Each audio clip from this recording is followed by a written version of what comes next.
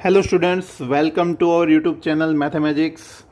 Logarithm का second lecture हम आज स्टार्ट करने जा रहे हैं। अगर आपने हमारा फर्स्ट लेक्चर नहीं देखा है तो नीचे डिस्क्रिप्शन में जाके उसकी लिंक पे आप क्लिक करके फर्स्ट लेक्चर देखें तो ही आपको ये सेकंड लेक्चर पता चलेगा।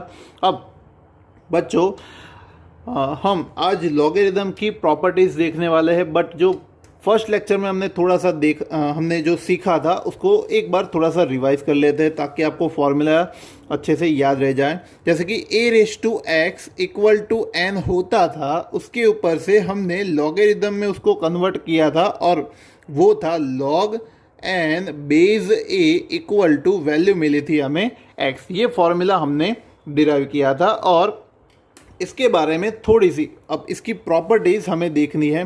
तो प्रॉपर्टीज़ स्टार्ट करने से पहले मैं पहली जो इसकी प्रॉपर्टी है, properties of logarithm, properties of logarithm already हमने इसकी दो प्रॉपर्टी कल मतलब कि लास्ट लेक्चर में हमने देखी है, वो भी हम इसके साथ इंक्लूड कर देंगे। अब फर्स्ट प्रॉपर्टी इसकी है लॉग, ये जो हम वैल्यू लिख रहे हैं log n बेस a। अब ये जो n बेस a है उसमें कंडीशन ये है कि ये जो n होता है मतलब कि जिसका हम लॉगरिदम फाइंड कर रहे हैं वो वैल्यू ऑलवेज ग्रेटर देन 0 होती है। बिकॉज ये वैल्यू बच्चों आपको n की वैल्यू लॉग टेबल से निकालनी पड़ेगी और ये लॉग टेबल से निकालने वाली वैल्यू ऑलवेज पॉजिटिव ही होती है। बिकॉज लॉगरिदम में लॉगरिदमिक टेबल जो होता है उसमें नेगेटिव वैल्यू नहीं होती है। दूसरा है ये a जो होता है, a की वैल्यू ऑलवेज ग्रेटर देन 0, ये भी 0 से बड़ी होती है। बट इसकी और एक कंडीशन है is not equal to 1, a की वैल्यू कभी भी 1 नहीं हो सकती है। ठीक है, ये कंडीशंस आपको याद रखनी है। अब सेकेंड प्रॉपर्टी बच्चों इसकी है जो हमने कल देखी थी और वो है log a बेस a = ये होता है 1। मतलब कि मैंने बताया था आपको कि ये log में अगर वैल्यू और उसका बेस दोनों अगर सेम है तो आपको log का आंसर लिखना है 1। अब आप पूछोगे कि क्यों सर, ऐसा क्यों? तो इसका आंसर ये है कि सपोज करो कि हमें ये आंसर हमें पता नहीं है, मतलब 1 जो है वो हमें पता नहीं है, इसको मैं एक्सपोनेंशियल फॉर्म में अगर लिखूं तो मैं इसको इस तरह से लिख पाऊंगा कि बेस की कुछ पावर, जिसको मैं डैश करूंगा, बेस a की कुछ पावर क्या होगी, a होगी। तो बताओ आप कि a की कितनी पावर a होगी, समझे? तो मतलब a की ये जो वैल्यू है वही वैल्यू यहां पर मिल रही है, तो ये दोनों सेम वैल्यू कब होगी, जब ये जो डैश है उसकी पावर 1 हो तभी ना। जैसे कि ये 5 है तो 5 की 1 पावर ही 5 होती है, 2 की 1 पावर ही 2 होती है। तो इसलिए यहाँ पे ये दोनों सेम है तो उसका आंसर मतलब ये लॉग का आंसर ऑलवेज 1 हम इसलिए ले रहे हैं। समझ में आया बच्चों? तो ये सेकंड प्रॉपर्टी है लॉगरिदम की। अब हम थर्ड प्रॉपर्टी पे जा रहे हैं। थर्ड प्रॉपर्टी लॉगरिदम की है लॉगरिदम ऑफ 1 बेस कुछ भी हो वो वैल्यू ऑलवेज 0 ही होती है। लॉगरिदम में कभी भी आपके पास 1 आए तो log 1 ऑलवेज 0 ही होगा। कोई भी बेस उस पे हो तो जैसे कि a हो, b हो, 10 हो, कुछ भी हो, इसकी लॉगरिदम की वैल्यू ऑलवेज 0 ही होगी। उसका रीज़न मैं आपको बता रहा हूँ। जैसे कि जिसमें इस तरह से लिया था उसमें इसमें भी हम लेंगे। सपोज कि a की पता नहीं कितनी पावर, बट वो 1 हो रही है। तो आप बताओ कि a की ये जो पावर है कब जाके ये 1 होगी, a की कितनी पावर 1 होगी? तो कोई भी बेस हो, हमें पता है कि किसी भी बेस की अगर 0 पावर लेते हैं, पावर में अगर 0 होता है तब जाके ही ये 1 होता है ना।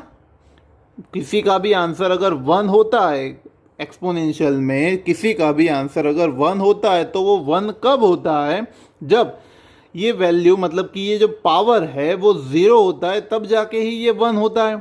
इसलिए log 1 ऑलवेज 0 ही हमें लेना होता है। ये इसकी प्रॉपर्टी, ओके, ये याद रखना है। अभी नेक्स्ट फोर्थ नंबर की प्रॉपर्टी है बच्चों, जो हमने लेक्चर नंबर 1 में की हुई है, और वो है logarithm of x raise to y base a।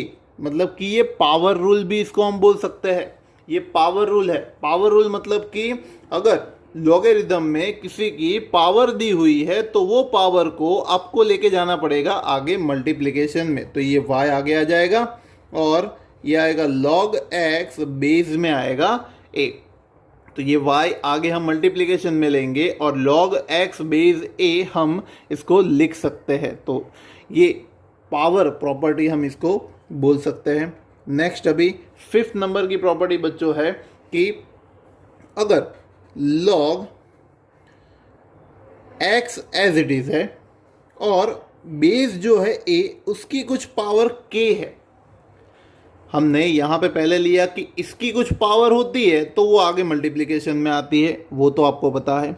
लेकिन अगर ऐसा होगा कि लॉग में अगर बेस की कुछ पावर है तो वो पावर आगे आएगी ज़रूर मल्टीप्लिकेशन में, बट उसको आपको फ्रैक्शन में मतलब कि 1/k इंटू लॉग हम लिख सकते हैं x बेस a। समझ में आई ये प्रॉपर्टी? अगर बेस में किसी की पावर होती है तो वो पावर आगे मल्टीप्लिकेशन में आती ज़रूर है, बट वो अपॉन में हो जाती है, मतलब कि 1/k into log x base a ये कन्वर्ट होता है। ये इसकी फिफ्थ प्रॉपर्टी है।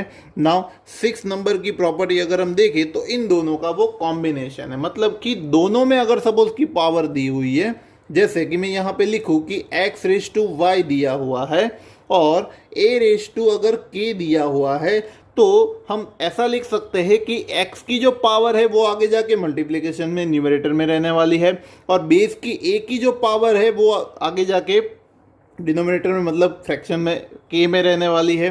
तो उसके बाद ये हो जाएगा log x बेस a में ये कन्वर्ट होगा। ओके, तो इसको हम y आगे मल्टीप्लिकेशन में न्यूमरेटर में और k आगे डिनोमिनेटर में y/k into log x base a हम लिख सकते हैं इसको।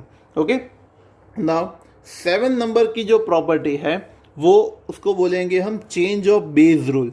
अब चेंज ऑफ बेस रूल की ज़रूरत क्यों पड़ती है? जैसे कि हमारे पास यहाँ पे log a base b suppose की दिया हुआ है। अब ये दोनों वैल्यूज़ ऐसी है जिसका हमें कुछ लॉगरिदम पता है, तो हम ऐसा कर सकते हैं कि दोनों को हम अलग अलग लॉगरिदम दे सकते हैं। मतलब कि logarithm of a upon logarithm of b, but याद रहे कि दोनों का आपको सेम बेस देना पड़ेगा।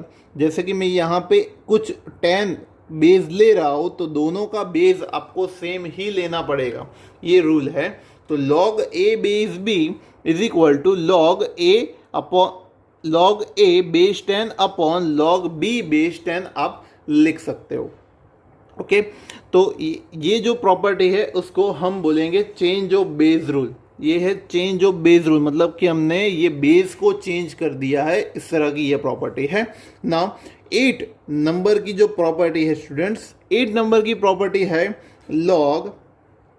8 नंबर की प्रॉपर्टी को हम बोलेंगे सम रूल। लॉग अगर m इंटू n, मतलब कि दो वैल्यूज़ का अगर मल्टीप्लिकेशन दिया हुआ है बेस में, चाहे कुछ भी हो, दो वैल्यूज़ का अगर मल्टीप्लिकेशन दिया हुआ है तो उसको हम समेशन फॉर्म में log m base a plus log n base a के फॉर्म में हम इसको लिख सकते हैं। इसको हम सम रूल या फिर प्रोडक्ट रूल भी हम इसको बता सकते हैं, क्योंकि प्रोडक्ट से हम सम में जा सकते हैं या फिर सम में से हम प्रोडक्ट में भी जा सकते हैं। ये दोनों साइड हो सकता है। मतलब कि अगर log में दो वैल्यूज अगर एक दूसरे के साथ प्लस में दी हुई है तो हम उसका मल्टीप्लिकेशन भी कर सकते हैं, और अगर मल्टीप्लिकेशन दिया है तो हम उसका प्लस में भी अलग अलग लॉग देके कर सकते हैं। लेकिन याद रहे बच्चों कि अगर ऐसा दिया हुआ है कि log m plus n base a, तो हम उसका कुछ नहीं कर सकते। ये एक रूल आपको याद रखना पड़ेगा। 9 नंबर की प्रॉपर्टी है बच्चों, इसको बोलेंगे हम डिवीजन रूल या फिर इसको सब्ट्रैक्शन रूल भी बताया जा सकता है कि लॉग में अगर डिवीजन है, कोई भी दो डिजिट्स का डिवीजन अगर हमें दिया हुआ है तो हम दोनों को लॉगरिथम देख सकते हैं, जैसे कि लॉग m बेस a, लेकिन बीच में साइन आएगी माइनस की, तो ये होगा log m base a minus log n base a, minus आएगा अगर डिवीजन हो तो। और ये लास्ट प्रॉपर्टी बच्चों 10 नंबर की है, और ये प्रॉपर्टी ये बता रही है कि अगर लॉगरिथम किसी की पावर में होता है, जैसे कि मैं यहां पे इस तरह से लिखूं a raise to log x base a में यहां पे लिख रहा हूं, लॉगरिथम अगर किसी की पावर में, जैसे कि ये a की पावर में पूरा लॉगरिथम दिया हुआ है और कंडीशन ये हो रही है कि लॉग का बेस और ये पावर का बेस दोनों अगर सेम है, ये दोनों वैल्यूज अगर सेम है, तो यहाँ पे आपको ये सारी चीज भूल जानी है और उसकी जगह पे खाली लिख देना है ओनली x। हम यहाँ पे लिख देंगे ओनली x, इसका आंसर आएगा x। तो ये 10 प्रॉपर्टीज है लॉगरिथम की। Pause the video to note it down and ये याद रखनी है आपको, ये प्रॉपर्टीज अगर हम यूज करेंगे तो ही हम लॉगरिथम को सॉल्व कर पाएंगे, लॉगरिथम के सम्स को हम सॉल्व कर पाएंगे। ओके, तो pause the video to note it down. और अगर ये आपको वीडियो अच्छा लगा है तो आप इसको लाइक करें, शेयर करें और हमारे चैनल को सब्सक्राइब करें।